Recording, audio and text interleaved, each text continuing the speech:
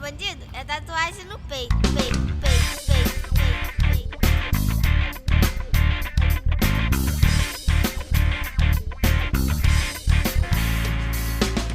Pariu filho nessa luta, se dinheiro, caráter, conduta.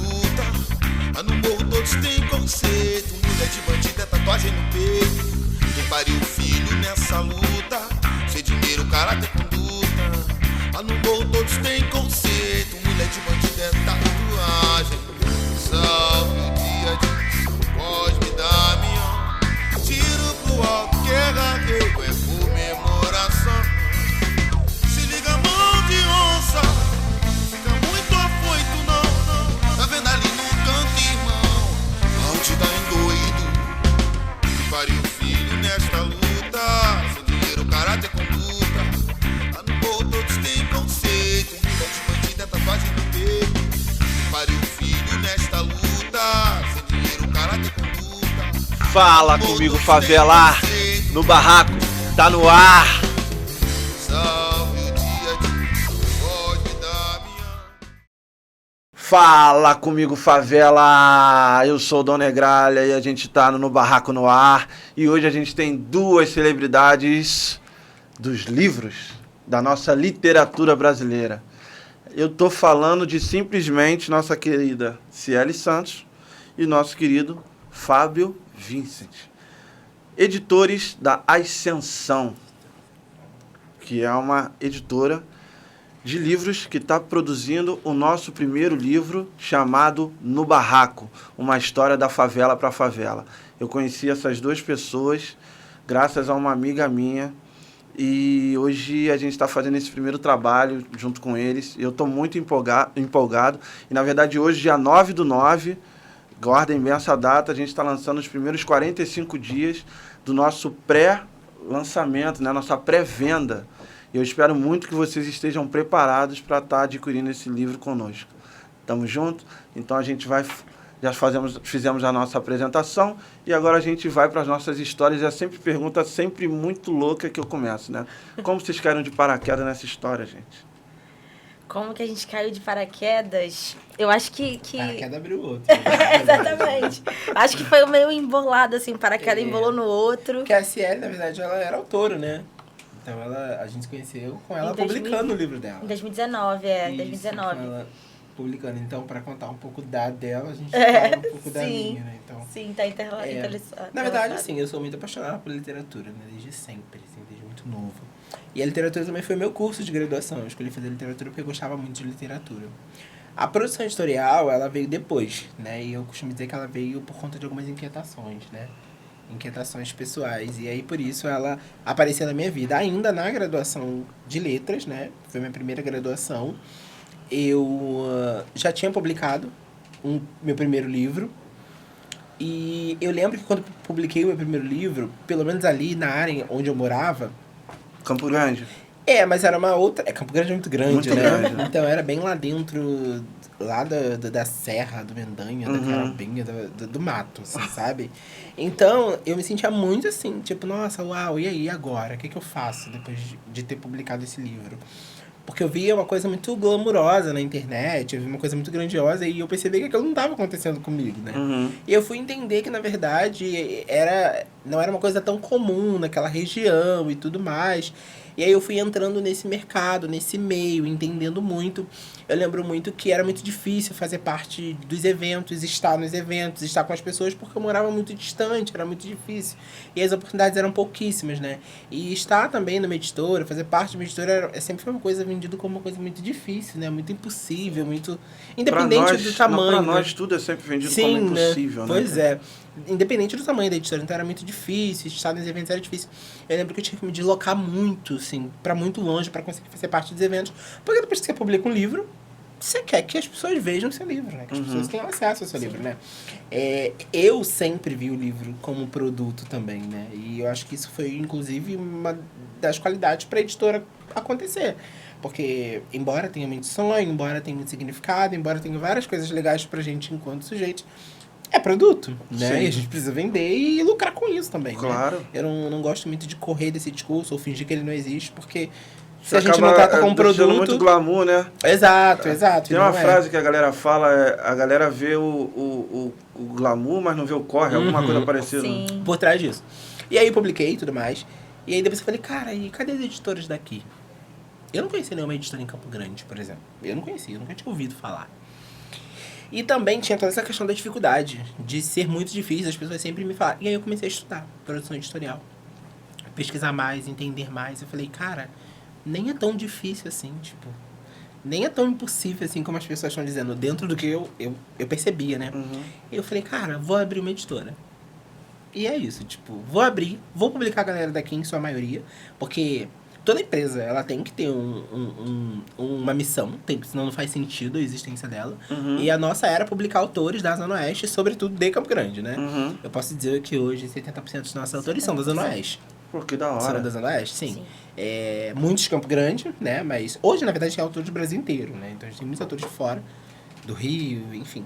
Mas a nossa maior parte ainda é da Zona Oeste. Então a nossa maior missão era realmente fazer essa galera ser ouvida, essa galera ter um espaço, ter uma casa editorial que acolhesse, que a gente tivesse evento na Zona Oeste, que a gente tivesse coisas próximas, sabe? Tipo, eu queria poder mandar um WhatsApp pra alguém que tivesse publicado um livro e tomar um café, assim. Sim. Tinha que ser uma coisa fácil, e agora eu consigo fazer isso, né? Então, assim começa a minha história aí no mercado editorial, e eu tô aí até hoje.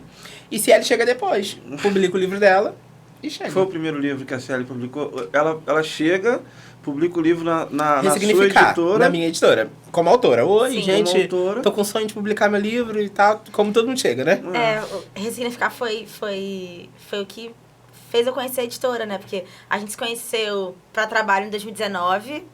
E aí a gente começou a produção de Ressignificar. Aí quando a gente estava terminando, veio a pandemia. Início de 2020. Então a gente ficou assim, um hiato de 2020 até 2021, finalzinho ali. Foi quando a gente fez o lançamento presencial. E aí Ressignificar foi mesmo pro mundo. E aí quando a gente estava terminando já Ressignificar, o Fábio me chamou para fazer uma antologia. Que foi a primeira antologia que eu fiz, que se chama Vozes em Versos.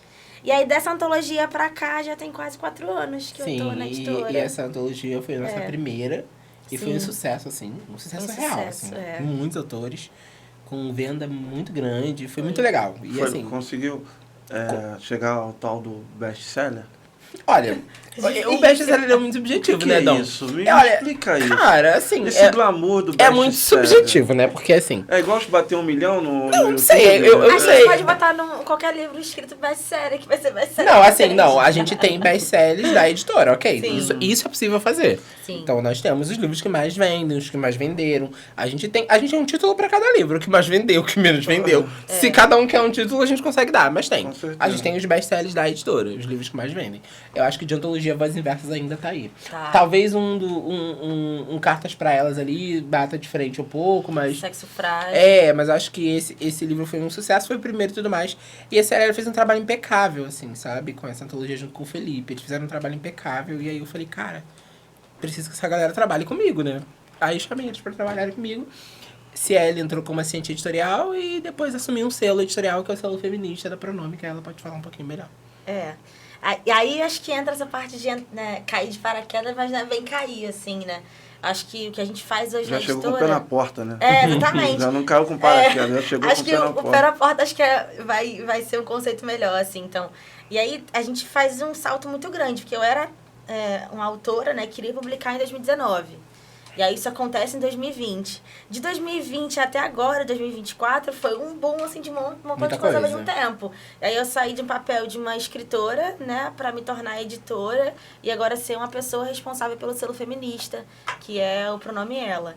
Então é um boom, assim, de novidades, de coisas ao mesmo tempo. Sim. Mas, ao mesmo tempo, é muito trabalho, muito gratificante também, porque a gente consegue colocar no mundo. Demais. A gente publicou, por exemplo, em 2022, o Sexo Frágil, que a gente tem um prefácio escrito pela Aniele Franco.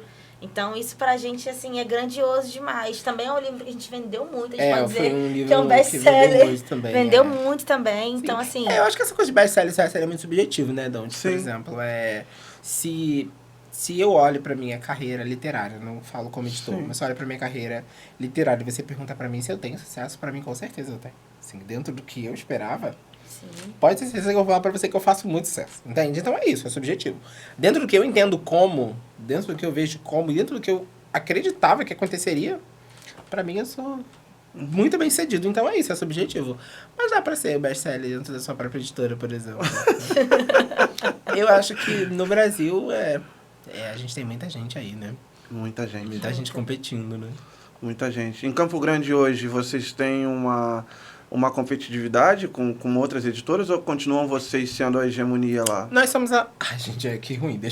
Mas eu acho que... Deixa eu pensar antes de responder. Responde com calma.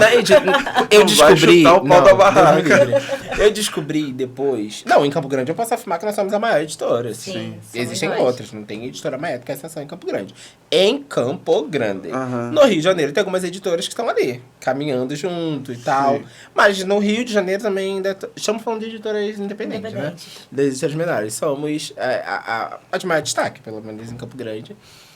Eu descobri depois de um ano que em Campo Grande tinha uma outra editora, que era a editora da Marcele, inclusive. Sim, Só que depois eu Marcelinha. percebi que era uma outra pegada. Então eu falei, então não existe aqui uma competição, porque são nichos completamente diferentes. Sim. Então, depois que eles ficaram um pouquinho mais comercial, e publicaram, inclusive, os livros da Marcele, que eles já Sim. têm um cunho, né, diferente. Mas antes eles eram muito voltados para livros de médicos, livros acadêmicos e tudo mais. A gente tem um selo acadêmico também, mas ele é bem inexpressivo, inclusive, porque nosso foco é realmente a literatura de entretenimento, né? Uhum. Eu nem digo que é literatura de entretenimento só. A gente hoje tem vários selos aí que... Porque não é de Elas, né, entretenimento. é bem direcionado. É bem né? direcionado. Eu achei muito importante, assim, quando a gente conversou sobre E isso. vocês são da editora Carioca, no Rio de Janeiro, a única que tem um selo específico para esse público? Eu não consigo te informar. Mas eu não acho consigo. Porque eu nunca sim. vi. Eu também tô nunca dizendo vi. que eu nunca vi. Eu nunca vi, mas eu também nunca pesquisei, então não posso dizer que somos. Porque hoje a gente na editora, a gente tem o ACzinho, que é... O selo infantil, que outras selo editoras infantil. fazem. Exatamente. Selo feminista, eu acho que podemos ser uma das poucas, sim. Eu acho que também, se a gente Pioneiras não... nesse É, assunto, pioneira, no caso, com né? certeza. No Rio. Podemos dizer que seja pioneira. No Rio. Sim, quando eu entrei pra editora, assim, pra trabalhar, a minha ideia sempre, eu sou uma mulher feminista, né? Então, a minha ideia era que eu conseguisse ler livros que eu pudesse me encontrar e que tivesse pelo menos ali minimamente o conceito de feminismo. E aí a gente começou a publicar várias coisas, mas eu percebia Tava muito misturado, né? que ficava muito misturado com os outros Selo gêneros, principal, né? de maneira geral, né? E que a gente tinha um certo receio, acho que medo não é a palavra certa, mas um certo medo de as pessoas não quererem ler se a gente colocasse lá selo feminista. Porque existe toda uma questão preconceituosa em relação a isso. A gente Ainda sabe que existe tem. isso? Ainda existe muito. Então a gente publicava... Existem bloqueios sobre isso mesmo? Existem bloqueios para as pessoas lerem e existem bloqueios para as pessoas quererem comprar um livro que é feminista. Então a gente falava assim, bom, a gente está publicando isso aqui, a gente sabe que é feminista.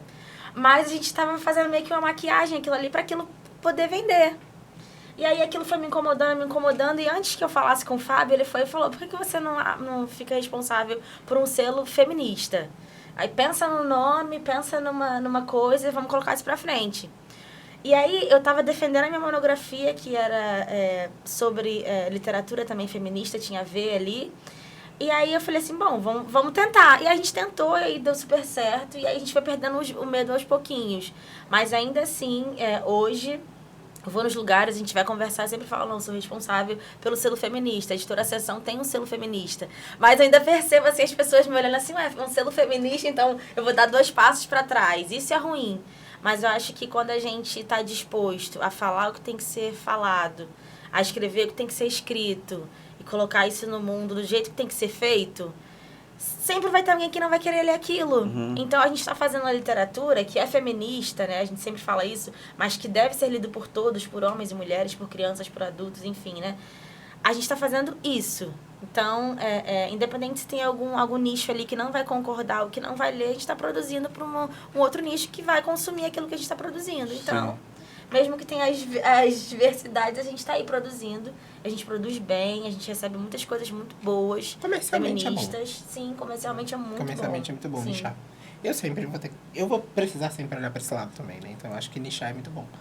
Porque é isso, você tem um público que você atinge, né? Um público que já tá esperando aquilo. Direcionado. Ter um público esperando o que vai sair é muito legal. Né? Porque, por exemplo, existem os leitores dos autores, existem os leitores da editora. Então, existem pessoas hoje que esperam os livros da editora. E não um livro específico. Então, isso é muito legal. Significa que, quando um livro lançar, existem as pessoas que acompanham a editora que vão adquirir aquele livro.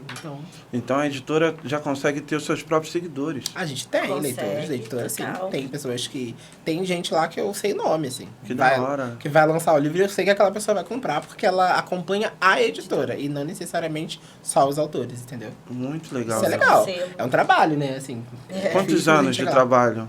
Desde quando você começou? Até agora? Quanto a Cielo entrou? Ah, a CL tá até menos. A CL tá 2 anos, 3 Não, anos. vai fazer 4 anos. Vai fazer 4? Então a editora 2020. existe há 6. É. Há 6 anos. Eu trabalhei 2 anos sozinho, literalmente. Assim, no quarto da minha casa. Caramba. É o famoso realmente que vê close e não vê corte. Não vê. 2 anos, eu funcionei por 2 anos com a editora, sem um escritório, sem um lugar, sem nada, só com um CNPJ e um sonho.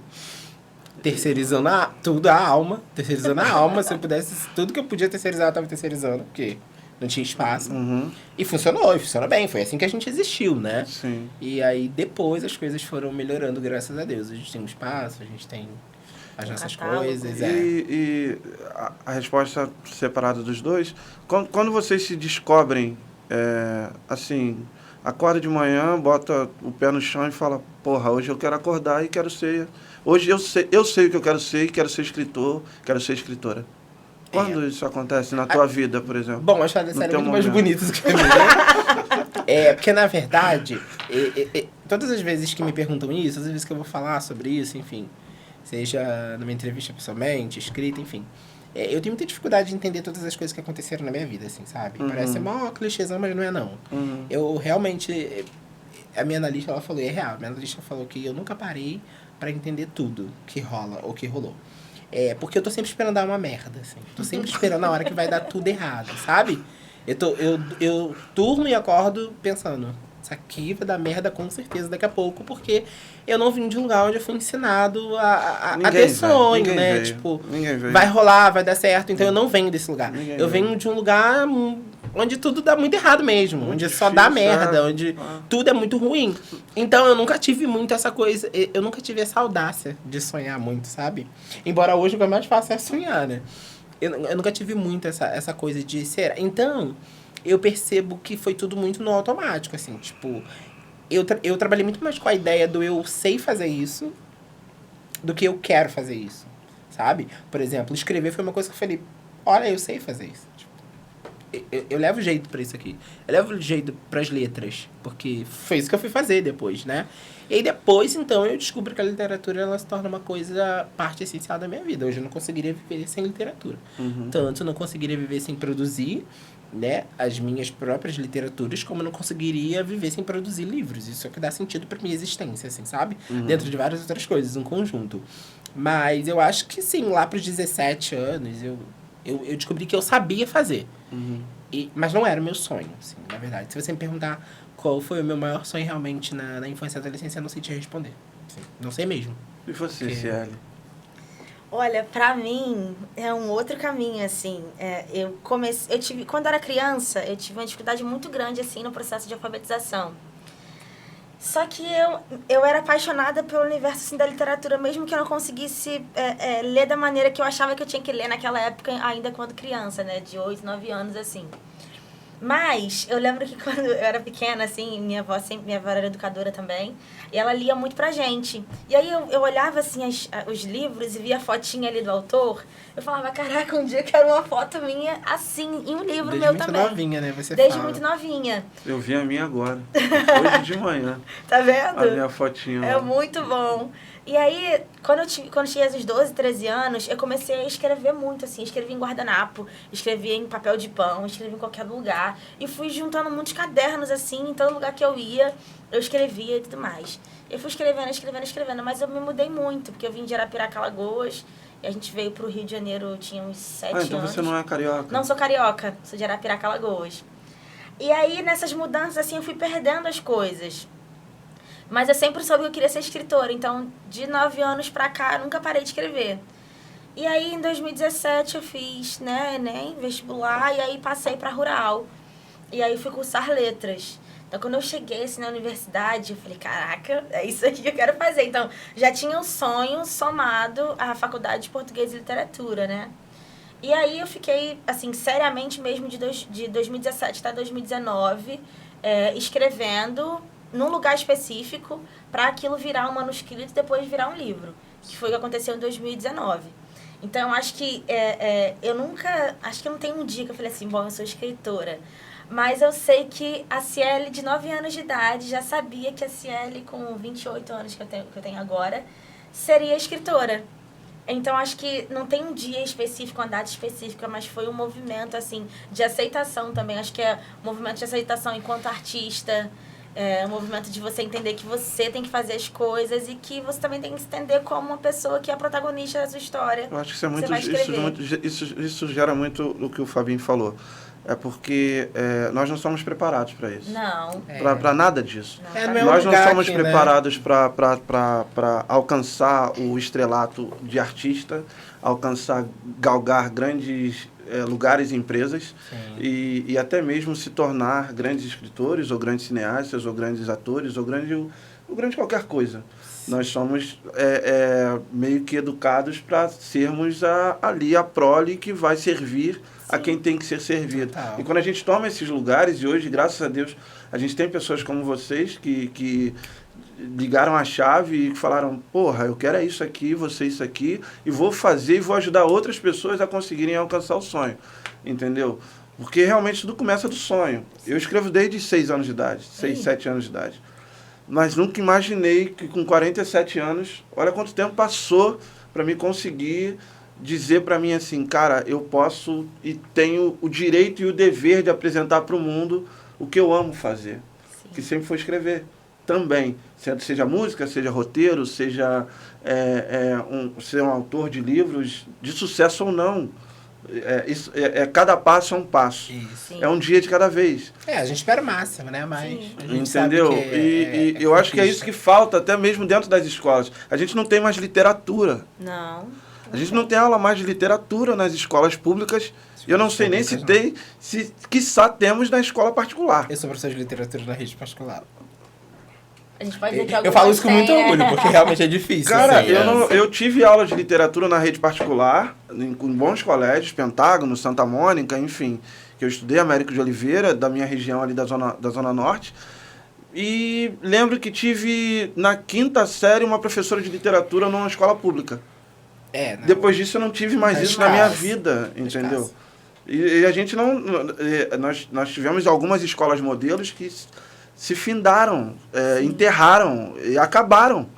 E hoje eu reclamo muito com a minha família e não reclamo assim da educação que meu filho de 6 anos está tendo hoje. Porque ele estuda em Santa Cruz e que, infelizmente, tem muito menos aulas do que... Ele vai muito menos à aula do que deveria. Sim. Entendeu? Isso é muito real. E aí tem dia do brinquedo. Por que não pode ter o dia da literatura? Da criança chegar e escolher um livro e sentar lá e fazer um sarau. Sabe? E mesmo que as crianças não saibam ler, que tenha um professor que leiam isso para elas, que incentivem isso a elas. Sabe? E aí a gente acaba se doando a dialetos. Porque aí a favela consegue aglomerar tudo isso e transformar a nossa fala em dialetos. Porque as crianças aprendem gíria e não aprendem o português. Sim. Isso acontece muito. Eu acho que tem muito isso, assim, de pensar hoje em dia, né? De pensar o que é importante. Então, a educação tecnicista, ela vai ser muito importante. E aí não tem espaço para literatura, não tem espaço para sociologia, não tem espaço para história. Então, como é que a gente vai pensar numa perspectiva de crianças que um dia vão ser indivíduos críticos se eles não tiveram inseridos na infância... Né? Se não teve literatura, se não teve sociologia, se não teve... Não tem mais moral cívica, cara. Exatamente. Eu tive moral cívica. Crítico, né? A gente parava de manhã e tinha que cantar o hino. Voltou. Voltou? As segundas. Obrigatório. Eu cantava todo dia. Eu entrava na escola e tinha que cantar o hino. Formava, firme, cobrir e toma ali hino por dentro da cara. Entendeu? A gente ficava revoltado. E onde outros países a galera chega com maior orgulho e tal. Então, assim, a gente perdeu muita coisa. E eu acho que resgatar isso é o mínimo que a gente pode fazer por essas crianças. Sim. Porque nós temos potencial para criar outros grandes escritores e outros grandes o que eles quiserem ser, Sim, exatamente. sabe? E é difícil, cara. Eu me revolto muito quando eu falo sobre isso. Me desculpem. Mas Não, é mas eu isso. acho que, infelizmente, algumas coisas elas acabam fugindo do nosso controle. Né? A gente faz o que dá. Sim. Né? Tipo, falando sobre literatura. Eu sou professor de literatura na rede privada, mas assim, com um tempo de aula, né? E é isso, fazendo milagre pra conseguir dar uma boa aula de literatura, né? 40 tempo minutos, de aula. 50 tempo de minutos. aula, 50 minutos pra dar aula de literatura. E aí, assim... Quantas turmas? Dou aula pro colégio inteiro, praticamente. Mas é muito rápido. Esse é o ponto. Então, assim, É. 50 minutos sou eu chegando e perguntando como todos os meus alunos estão. porque Sim. eu São quero- quantos alunos em cada sala? Então, eu dou aula numa escola técnica, né? Então, eu tenho uma turma, por exemplo, com 60 alunos. Caramba. Caraca, É é muita muita gente. gente. É tipo assim, 10 minutos pedindo silêncio. 10 minutos pra saber São como jovens? eles estão. São jovens, eu dou aula para ensino médio. E eu tento dentro de todas as ferramentas que eu tenho, dentro de tudo que me é possível, dar uma boa aula, assim. É um desafio. Mas eu fico feliz de só poder estar ali falando sobre literatura, Sim. né? E eu tô sempre trazendo a literatura contemporânea para eles, tô sempre trazendo a literatura enxada para eles entenderem a importância disso. Sempre trazendo a importância dos clássicos, mas falando sobre o agora, sobre o que tá rolando agora, e quanto isso é importante. Tentando levar pessoas, levar escritores, fazer projetos, mas é isso, com pouquíssimo tempo, então... Você leva livros de pessoas que editam no seu pra indicar eles? Eu falo dos autores, levo os livros, convido os autores, faço projetos, assim. Eu acho que eles precisam ter acesso com o que está rolando agora. A gente vive o pós-modernismo, né? Sim. A gente passa pelos clássicos para explicar a importância da construção da literatura, né? Os meus alunos de agora querem ler o que está rolando agora. Até Querem porque falar é uma leitura sobre difícil, o que está né, rolando. Fabi? Assim, exige um traquejo intelectual que às vezes nem a gente tem, né? Então eu não posso exigir dos meus alunos. Inclusive, Felipe Neto repetiu isso na Bienal de São Paulo. Felipe Neto já tinha falado isso no Twitter, que me deu uma raiva, também fiquei com a raiva. Porque ele veio no Twitter falar que não teria como os alunos se interessarem por leitura se desde cedo a gente joga clássicos nele. Só que, tipo assim, o Felipe Neto falou no Twitter dele e aí ele virou o rei. A gente que é professor tá falando isso há muito tempo, Sim. né? A gente tá falando isso há décadas, que obviamente o aluno ele não vai se interessar pela literatura se o primeiro contato dele é comemora as postas de Brás Cubas. Não Não vai. tem como. Não vai. Ele não tem nem traquejo para entender aquilo. Então a gente tá falando sobre isso, poxa, qual é a era que a gente tá vivendo? É o pós-modernismo? Então a gente precisa levar coisa pós-moderna, a gente precisa levar o que tá rolando Até agora, pra né? incentivar, né? Mesmo Sim. porque ainda existe toda uma questão de idiotização que a gente faz, né? A gente idiotiza os adolescentes o tempo todo. Por que a gente vai fazendo isso como se eles não soubessem como funciona o mundo? Quando, na verdade, eles já sabem perfeitamente como funciona o mundo, entendeu? Melhor que a gente. Até. Melhor que a gente. Melhor, sim, Sem super. dúvida. Meu filho de 6 anos Super. me dá esporro, cara. É isso. Pai, isso não é assim. Aí É. mete a mão no controle, já começa a fazer tudo. Eu falo, Faz o cara, negócio certo. E nós É. ainda presos nessa coisa aí arcaica, mas enfim, né? Tá Mas é um vendo? trabalho diário, a gente tenta. Eu fico feliz de só poder lecionar literatura. Por mim, eu só daria aula de literatura, mas... vocês têm noção de quantos livros já passaram editados na empresa? Então, eu editei muitos livros também como editor, só. Não como editor da editora Ascensão. Existem algumas pessoas que passam pelas nossas mãos, mas não ficam. Não ficam no catálogo da Não editora. ficam, só editam. A gente editou muitos livros.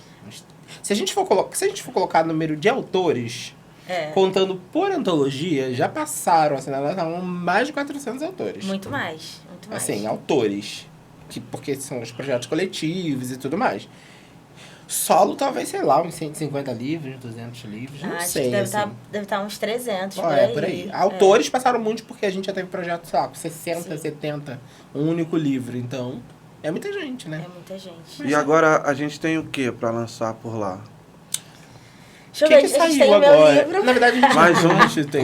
Quantos livros você já lançou, Cielo? Ó, com solo foram 2, né? E de antologia, 13. 13? E ela quer publicar um livro todo mês. Se deixar. 13? Sim, 13 livros. Você escreve, então, Ela escreve diariamente? muito. Cara, né? eu escrevo muito e eu falo, Fábio, tem isso aqui terminado. Ele, vamos publicar. Eu Então acho é que tem assim. que Não precisa colocar nem no ler, mundo. né? Vamos vamos publicar, publicar. Cielo. Não, a gente tem que jogar no mundo. Não, eu tenho cuidado maior com o livro da CL, eu que faço a edição mesmo, né? Porque eu gosto. Uhum. Por gostar da escrita dela também, então as crônicas E da varia, CL são- assim, 13 livros. Ela é de- cronista, né? Crônica você escreve com mais facilidade. E a CL, né? ela realmente coloca alma, né, nos textos dela. E isso pra mim é muito legal. Então eu gosto muito de editar os livros dela por isso. Então eu faço com cuidado, eu leio sim, tá? Eu sei que leio. Mas ela escreve muito mesmo, assim. E eu não sei como ela consegue, né? Porque depois que Cara, eu é muita assumi... informação, não, cara. depois muita que eu informação. assumi esse papel de editor, realmente, assim, Você não vive? Você não... Cara, eu tenho... escrevendo. Vida de casal, sai pra Não, comer, não malha, Olha não só, vai pra praia, eu não faço faz assim, nada. eu trabalho na editora o dia inteiro, E basicamente. trabalha na editora a noite toda. Aí quando eu Trabalha vou pra ela. descansar, eu vou trabalhar pra mim, que é no sentido de escrever. Eu tenho um toque, assim, de que as coisas têm que ficar tudo certinho do jeito que eu Ah, eu imaginei. sou assim também, é muito então, perfeccionismo. Assim, pois é, então eu falei pro Fábio que eu tinha terminado de escrever esse livro, acho que em março, abril, por aí.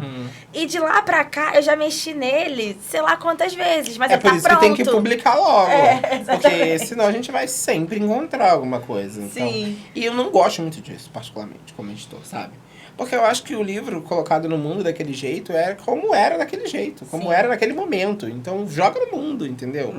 E daqui a algum tempo você olha e vê que não era. E tudo bem, porque Aí você ainda olha pro dom que você era naquela época. Porque, por exemplo, o meu primeiro livro, se eu pudesse, eu tirava de circulação. Sim. Eu tirava, E é eu não lindo. deixava ninguém mais tocar naquele livro. Eu não Qual concordo era o com nome? nada. Qual era o nome? Meu primeiro livro se chama Seja Seja Livre. Livre. Olha só, é muita Seja coisa de Livre. coach, né? Então, assim, tipo... E curiosamente é o livro que mais me dá dinheiro. No final, ele assim. ensina a ganhar É o dinheiro. livro que mais vende, assim. É surreal. Eu não sei por que as pessoas querem ler. Mas é o livro que mais vende. Eu vou tipo, comprar um pra o mim. meu segundo Bom. livro, ele me deu muita popularidade. Mas não me deu dinheiro como o primeiro livro dá e deu, sabe? Então, assim, e eu odeio aquele livro. Tipo, 6 anos de lançamento. eu era um adolescente falando um monte de merda, achando que eu sabia alguma coisa da vida. E as pessoas super adorando, assim, sabe? Mas, assim, eu tive todo um cuidado de fazer um livro todo instagramável, um livro com páginas pretas, pensando no Instagram, né, e tal. Então, eu cumpri bem, assim, esse papel do comercial. Mas eu odeio aquele livro. Mas aí, eu não tirei de circulação por 2 motivos. Primeiro, que as pessoas ainda compram, né? E segundo, que as pessoas falam, cara, era o Fábio daquele tempo, era o Fábio daquele momento. Ele pensava desse jeito e jogou no mundo. Então hoje também parou de me incomodar muito, tanto quanto incomodava, porque é isso. Então esse é o livro que você mais gosta da tua carreira e o seu, Ciara? Deus me livre, eu como Cara, gosto. pra mim é difícil, porque Ressignificar foi o primeiro e assim, eu não tenho essa relação de Se prender Não, emocionalmente? eu me prendo, o problema é que assim, eu gosto muito dos dois, mas eu acho que o primeiro, que foi o Ressignificar, ele é o livro que me colocou assim no mundo, assim. É. Então, às vezes eu tenho alguns receios de voltar em algumas páginas que falam muito sobre mim, mas o primeiro, que foi o Ressignificar, ele, pra mim, assim... Mas o segundo é é mais meu xodó. bonito. É, o segundo é mais bonito. Porque tem 2 volumes. Não, é o Ressignificar e primeiro, ele tem isso da... e ele tem isso o segundo livro solo, né? Ah, tá. O segundo é mais bonito visualmente mesmo. Sim. E aí é muito legal também, porque a gente consegue ver a evolução do trabalho da editora, né? Sim. Tipo, olha como era, não na qualidade, porque a qualidade sempre Qualidade foi boa. perfeita. Mas eu digo mais por conta disso, olha o padrão, assim, de capa, Processo de gráfico. diagramação. Você vê a evolução, isso é muito legal, né? Porque Cara, é a nossa você não tem evolução enquanto noção, profissionais. eu tô tentando não demonstrar ansiosidade. Não, Mas você vai ficar muito ansiosa, é normal. fica, o primeiro livro é assim mesmo. Eu acho que é um momento muito gostoso. A gente tem que viver esse momento, né? É um momento que a gente, depois que pega o livro, você olha todo dia, pelo menos durante 2 meses. Assim, Sim. todos os dias, sem medo de errar. Não tem E um tu dia quer que você não vai festa? olhar. Festa de lançamento? Quero tudo, Tem que fala. ter, né? Eu quero tudo que eu tenho direito. Porque Quero tudo é o que primeiro eu tenho livro. Não, o direito. primeiro livro é muito legal. É um sentimento Inclusive, muito nós legal. vamos lançar o evento, que vocês sabem que isso é a gente está se tornando uma franquia, né? Você falou. Uma grande franquia dentro do No Barraco. Isso aqui foi um start na minha vida que está me dando muitas oportunidades e me trazendo muitas coisas boas, Que né? legal. Você tem noção, a gente chegou a conversar sobre isso. Tinha anos que eu procurava um lugar que eu pudesse me sentir bem para dar deixar o meu trabalho acontecer. Eu nunca tinha tido essa oportunidade. E aí, com o lançamento com a primeira temporada do No Barraco, veio a oportunidade de fazer o livro na época da pandemia. O livro ficou guardado aí durante quase 3 anos, né? Até eu encontrar vocês e tudo. E hoje a gente tem o No Barraco, que vai ter o No Barraco Baile, tem outras coisas que vão acontecer. E a gente está buscando agora a possibilidade de criar uma rádio do No Barraco, no ar, né? Para estar tocando músicas de artistas de comunidade, né? Focar nisso, né? Se o cara Perfeito. é ou não é famoso, ele vai estar tocando lá. Se É ele- artista. É artista, entendeu? Então, assim, e hoje, como a gente está falando, o digital, ele ajuda a gente com isso, porque a gente não precisa ter grandes aparatos para ter uma rádio digital. A gente está dentro de um quarto com um computador, a gente seleciona as músicas, coloca lá, conversa com o público, a galera vai, entra e vai ouvir de onde estiver. A gente estiver em precisa Marte, vai estar começar de ouvindo, algum lugar, né, cara? Quando eu comecei era isso, era um computador, um quarto e um computador. E essas oportunidades Um que estão sonho. surgindo no Barraco, está se tornando uma empresa, né? Estão me deixando muito feliz. E a chegada do livro, já escrito, né? A gente até conversou também sobre isso, ele é escrito para se transformar se Deus quiser, em longa-metragem, Por isso que deu trabalho. em série, Por isso que a edição deu trabalho. em teatro, entendeu? Em espetáculo teatral, tá me deixando muito feliz. Possibilidades, né? Isso é legal. E eu já estou escrevendo 2, né? É ansioso também. Coisa, é um pouquinho ansioso. Gente, eu não consigo. Estou escrevendo eu acho 2, que eu realmente... amiga, eu preciso ter mais contato com você. Por eu favor, acho que eu por realmente favor. A esqueci. gente preciso ir para Campo Grande e me Isso internar aí, na tua casa. Isso aí. Todo mundo fala isso pra ela. Eu acho que eu Pra realmente gente- esqueci como é que se faz pra ser escritor. Entendeu? assim. Porque eu estou escrevendo 2, que é, né? Que ainda está meio... O título ainda está meio na minha cabeça, ainda não defini. E tô tentando escrever um infantil, né? No Barraquinho. Infantil é legal. Não, e tentar trazer esse livro em forma de poesia, que é mais fácil para molecada e Sim. tal. E eu preciso entender como é que funciona essa poesia para criança, né? É. E ainda estou estudando essa possibilidade e eu espero que seja pela extensão, né? A Porque, gente quer também. sabe, A Cezinha fazer. já esperando. A gente ser infantil tá lá. Sim, legal. Bonitinho, publicando os títulos infantis, é isso. Vocês têm uma sede em Campo Grande. A gente é de Campo Grande. Tem uma sede em Campo Grande, um escritório, eu visitei. Isso. E nesse escritório tem um café onde vocês também Tem recebem tudo ali. a galera, Ali naquele né? prédio Tem um todas estoque as também coisas. da editora. Tem um estoque onde a gente coloca livro, tem tudo. E como é que funciona essa coisa? A gente, Como? vocês analisam o livro, né? E fecham um contrato. E desse contrato começa o trabalho. Qual é o processo? Vamos explicar para o público que quer, talvez, até entender como se lança um livro hoje. Sim. Como é que funciona esse processo? Bom, vou falar do processo com a gente, né? Sim, Porque sim, existem claro, várias formas claro. de publicar um livro hoje, Claro. inclusive sozinho, né? A gente recebe, né, o material. As pessoas mandam diariamente. Seja por e-mail, pelo WhatsApp, por onde não tem que mandar, mas enfim. Os livros acabam chegando na gente. Tomei muito né? esporro por causa disso. Não, os livros acabam Não, chegando na gente. manda no e-mail, não Não. manda nada aqui. Porque acaba... Tomei muito esporro. A gente que ter acaba se registro, perdendo, a gente acaba... Enfim, é uma loucura. Pra você ter noção, tipo, hoje eu tava dando aula, tinha gente me ligando no WhatsApp da editora, tipo... Falei, gente, mas quem tá ligando? O negócio é comercial, pra mensagem, o que tá rolando aqui? Sim. Enfim, porque eu deixo aberto também no meu celular, né? Mas enfim. E aí, a gente recebe esses materiais, né? A gente recebe isso em Word, como você mandou, né? Tipo, e aí a gente olha, né, esse material. E é muito legal a gente falar que hoje a gente não lê esse livro todo, né? A gente lê o começo, o meio e o fim. A gente só lê esse livro todo se for muito bom. Se prender a gente lê o livro. Tô em pânico agora com isso. Não, Agora a gente... eu sabia. Não, porque a gente precisa ler... Não, ele vai Precisa ser ler. lido Ele vai todo ser por lido. alguém, em É. algum momento. Isso aí é óbvio. Mas não necessariamente fazer isso no começo. Aí você vai falar, Fábio, por quê? Já me deu medo. Existe, na verdade. Então, por quê? Fábio, por quê? É porque, na verdade, quando eu comecei no ramo editorial, o que a gente fazia? A gente lia todo esse livro. E a gente enviava para o autor uma análise. Uma Caramba. análise, sim. Uma análise. 2 laudas. E a gente fazia pontos positivos, pontos negativos, pontos a melhorar. Nada evolutivo. E com o passar do tempo, editores começaram a entender que alguns autores queriam só isso. Queriam só Só ver esse o que podia feedback mudar. gratuito, assim. Tipo, você lê o livro dele, do cara todo, pra dar ali uma devolutiva, e o cara simplesmente Fez pegava os tudo e apontamentos. saía, fez os apontamentos e foi pra outro lugar, publicou sozinho, porque hoje não tem como você publicar sozinho, ser autor independente, entendeu? Então, e aí a gente falou, não dá, porque nosso tempo é curto, são vários livros, e isso é um trabalho, porque o leitor crítico, ele faz isso, né? Ele faz ali os apontamentos e tudo mais, o revisor, então, na verdade, a gente tá fazendo um trabalho de graça, e a gente, então, hoje tem esse cuidado também, a não ser que o livro prenda. Quando prende, a gente vai ter que ler, mas é porque a gente quer, opção nossa. Tem um Bom, tempinho a mais. Sim, porque tem isso também. Não, às vezes... E também depende, porque, por exemplo, ser muito sincero com você, eu não gosto de fantasia. Eu não gosto de fantasia. Então, ler fantasia pra mim é uma tortura. Assim. Então, eu realmente, quando vou... Hoje eu avalio pouco os materiais. Geralmente, eu encaminho pra alguém avaliar.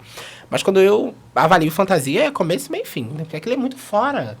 Tá muito fora É por isso que é fantasia, né? Só que eu não consigo fantasiar tanto assim. Eu falo, gente, por favor, um dragão. Do nada, uma sereia que fala. Não dá pra mim essas coisas, entende? Então, a gente tem esse cuidado e aí a gente avalia. E aí, bom, pelo menos eu, não sei como a CL faz, mas eu, depois que... Porque, assim, tem realmente textos que são impecáveis. Que são muito bons, assim, muito bem escritos e tudo mais. Mas, às vezes, não tem mercado pra eles, sabe? Tem mercado, quer dizer, tem mercado pra todo mundo, mas eu não consigo chegar nesse mercado. Falar enquanto Fábio da Editora Ascensão, eu não consigo alcançar esse mercado ainda. E, às vezes, o texto, ele não tá muito bem escrito, ele não tá muito bem feito, mas tem gente pra ler. Então a gente sabe que é um livro que vai dar um trabalho na edição, mas vale a pena. Então a gente tem que pensar nisso tudo, né? Mas assim, o que a gente olha primeiro realmente é a qualidade da escrita. Porque assim, avaliar um livro mal escrito é muito ruim. É muito ruim. Um livro mal escrito, mal feito, mal estruturado... É muito ruim. Porque a sua leitura vai ficar extremamente cansativa. E aí, o que acontece? Você já lê com raiva. Então, a probabilidade de você não aprovar aquilo ali já é grande, porque você já tá com raiva, né? Porque assim, a gente recebe cada coisa, você não tem noção. Eu falo, quem manda um livro assim pra editora? Quem escreve desse jeito? Quem bota uma fonte dessa? Porque existe um padrão. Não existe. Fonte 12, coisa simples, espaçamento simples, manda texto, entendeu? O resto a gente enfeita, o resto a gente faz. Porque os autores realmente eles desconhecem. Hoje eu entendo que eles desconhecem o processo, né? Então eles realmente acham que eles precisam organizar bonitão, tudo incrível, fazer uma formatação. E eu sempre explico que existe um processo, existe muita gente pra trabalhar nisso. Falei, cara, tem uma galera pra trabalhar em cima do teu livro, tu nem conhece. Às vezes eles têm contato comigo, é sério, mas por trás tem uma galera que trabalhou, né? Que ajudou com a catalogação, que fez a capa, que fez a revisão. É uma galera, é uma equipe, entendeu? A gente avalia. E eu costumo ver primeiro a qualidade e o mercado. Eu sempre costumo pensar se tem gente pra adquirir aquilo. E se eu consigo alcançar aquele público. Com todas as ferramentas que eu tenho disponíveis hoje. Eu consigo... Tipo, eu penso... A gente participou, por exemplo, da última edição da Bienal do Rio. Foi muito legal, né, Célia? Então, tipo, numa Bienal, como é que rola esse livro? Como é que vende? Não vão comprar. Então, eu penso nessas coisas e eu não posso fugir disso, né? Assim, é uma empresa, né? A empresa sobreviver também, Hoje a Ascensão né? ela é convidada para esses festivais, para muitos desses A gente vai pra Bienal. A gente foi na no verdade, festival na Bienal da Uni. Na Bienal da Uni, a gente não foi a Flip por opção. A gente recebeu um convite pra ir pra Flip. Não fui por opção. Esses eventos são eventos muito cansativos, né, não? E muito caros também, né? Pra você... a editora tem que pagar para estar lá. Pagar muito caro. Stand, né? Pagar muito caro. Pagar muito caro. A gente precisa abrir esse parênteses. É muito caro, não é barato. Mas é muito bom.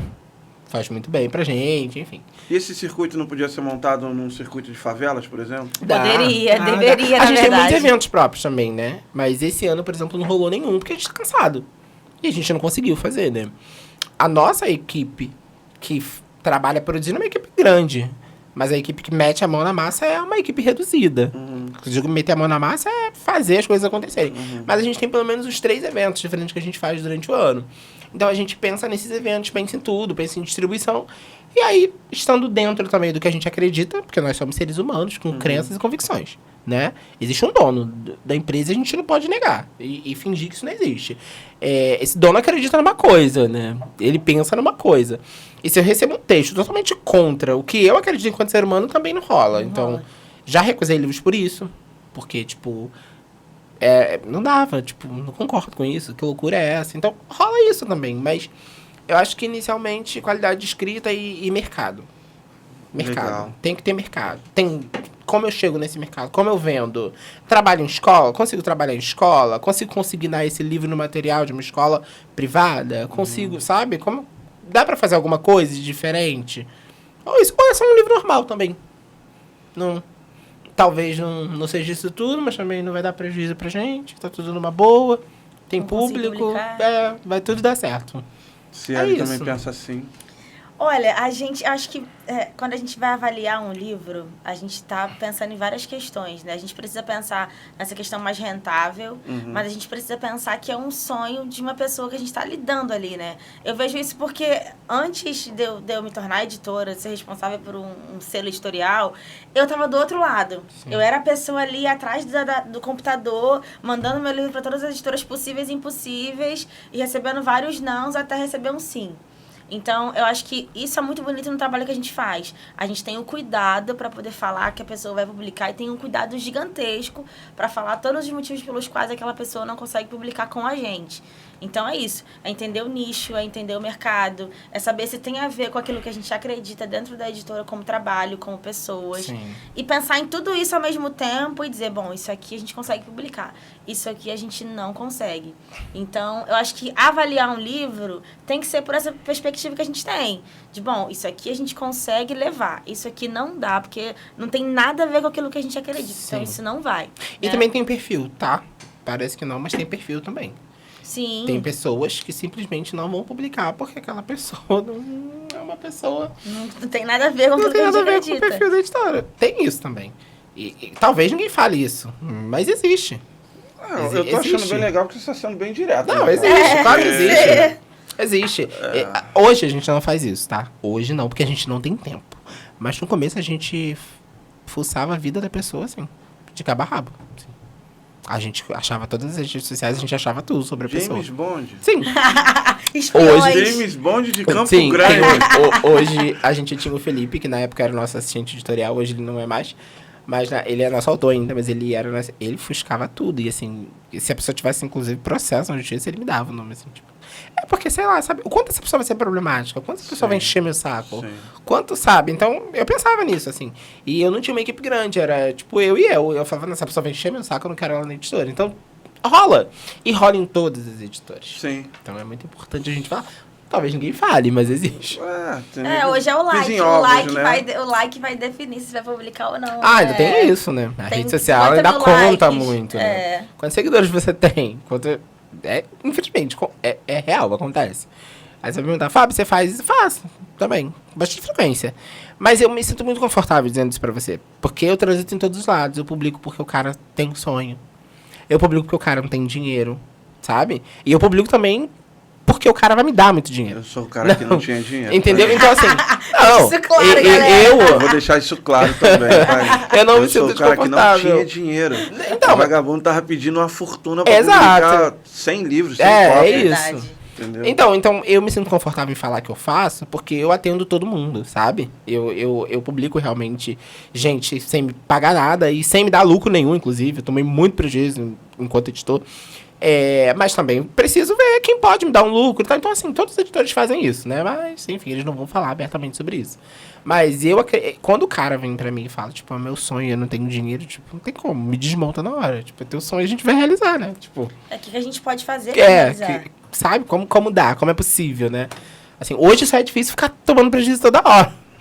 Porque a gente toma bastante. Mas faz parte também do processo. Eu acho que eu já me acostumei até a tomar prejuízo. Não deveria, mas me acostumei também até com isso. Gente, eu tô muito feliz com a visita de vocês. Ai, A que gente agradeço. também. Eu agradeço muito o tempo que vocês tiraram pra tá aqui, né? Longe, Sair né? de Las Vegas pra chegar aqui. Longe Pois é. demais, tá? E infelizmente nosso tempo é muito curto aqui, mas a nossa história vai continuar e vocês sabem Tá. disso. E a porta do No Barraco vai estar sempre aberta para vocês, para a Ascensão. É uma satisfação imensa fazer parte dessa família hoje. Eu quero muito publicar mais coisas, tipo triplicar o que ela já publicou. Boa, Eu vou boa. disputar com ela agora. Pois é. Tá? Porque você tá fora de circuito. E... Eu acho que é só você, né? Se ele passou de 1, de 2, Sim. não tem mais. Então, e A gente tem uma eu tô altura junto agora. com a Ciele. Eu tô Tem pensando feliz, até em né? morar em Campo Grande pra morar do lado da casa dela. Boa, é uma boa. Também, eu fico muito feliz, né? Só não Com posso autores que ficar publicam preocupado. mais de um, né? Tipo, é legal, sinal que o trabalho foi bom. E, cara, emocionante tudo. Tô muito feliz e vamos esperar o resultado do No Barraco. Uma história da favela pra favela. Tá chegando. Pela Ascensão. Por essas duas figuraças aqui que vieram nos visitar hoje. Gente, esse é o No Barraco. Acessem. Clique no YouTube. A gente também está colocando a nossa plataforma na SoundCloud. Então, além de você ver o audiovisual, você vai conseguir ouvir se você não tiver tempo de parar para ver, tá? E algumas outras coisas a gente está desenrolando e vai ser muito legal ter vocês por aqui, nessa temporada. Um abraço a todos, um beijo. Tchau, Esse é o No Barraco. Tchau, tchau, galera. Tchau, tchau.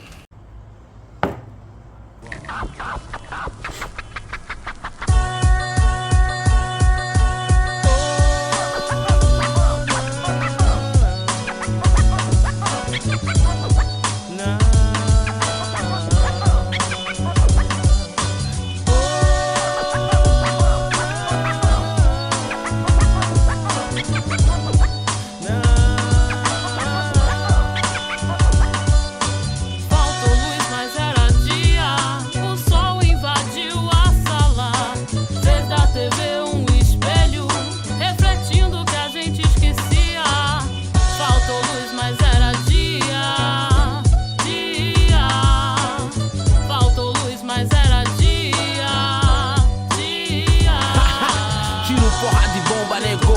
O morro desce ao asfalto, clima de revolução. Só mais um corpo velado, décadas já se passaram e o pique é mesmo a região. É só mais sangue, barato, merchan pra televisão. Desgraça vem de jornal, só combustível pro mal. Já não importa se é preto, branquinho ou índios. Essa mistura de raças é só a merda que deu nesse meu solo de guerras que um dia alguém prometeu. Aonde mulher